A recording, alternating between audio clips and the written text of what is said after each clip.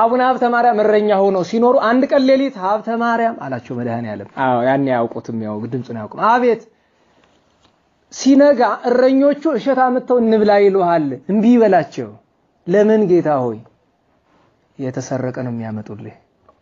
በማግስቱ እረኞቹ ሰርቀው አመጡ እሸት። እንብላ አሏቸው። ጾም ነበር። እኔ አልበላም። ለምን? ከምን እንዳመጣችሁት አላውቅም አላቸው። ተቀጻጸቡበት። እረኞቹ ሰርቀው ስለበሉ የእግዚአብሔር ትእዛዝ መጣ።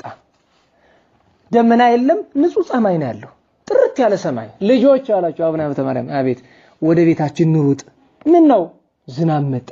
እንዴ ትቀልዳለህ? ደመና እኮ የለም። ደመና ከሌለ ዝናብ አለ ነው ወይስ እኛ ማናየውን ነገር አንተ ታያለህ?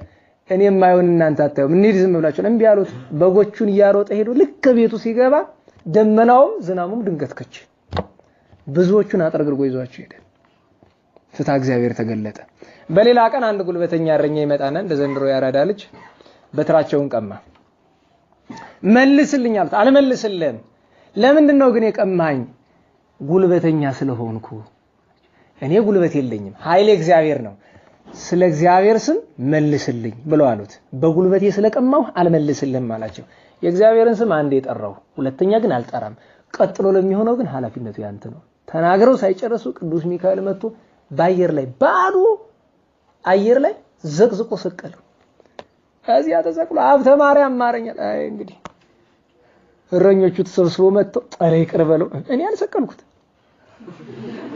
እሳቸው ነው የሰቀሉት። ማን ነው የሰቀለው?